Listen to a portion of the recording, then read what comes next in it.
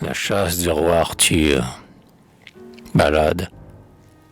Vous qui, lorsque les loups hurlent dans les clairières, chantez sur vos plafonds constellés de lumière, ou venant vous asseoir devant l'âtre vermeil, courez, du coin du feu, la Val et la montagne, faites des rêves d'or, des châteaux en Espagne, qu'achève ensuite un doux sommeil. Qui, dédaignant la foi de vos pieuses mères, traitez tout leur récit effrayant de chimères, et n'ayant jamais vu de monstre en aucun lieu, si ce n'est les griffons, les sphinx et les licornes, peints sur vos murs, rien du diable et de ses cornes, et peut-être même de Dieu. Eux qui, lorsque parfois votre âme rembrunit, veut des émotions d'infernale harmonie, n'avez pourtant encore oui que meilleur bière.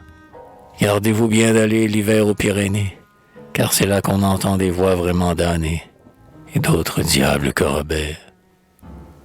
Je n'oserais jamais vous peindre le vacarme, et le sabbat qu'ils font pour répandre l'alarme. On les dirait encore aux prises avec Dieu, tant ils sont indignés, tant leur noire furie rugit, tempête et semble un grand bruit de tuerie, ou de blasphème au saint lieu. Tantôt avec fracas ils roulent dans les nues, arrachent l'avalanche aux montagnes chenues, la rendent homicide, et, se joignant au vent, de tout ce qui trépasse ils expriment leur râle, parlent avec les cyprès d'une voix sépulcrale, et font peur des morts aux vivants. Tantôt ils vont plonger dans le fond d'une gorge, ils imitent les cris des femmes qu'on égorge, se taisent un moment pour éclater en pleurs, et puis ils font trembler leur voix comme des chèvres, et par les rocs fendus sifflent, et de ses lèvres semblent appeler des voleurs.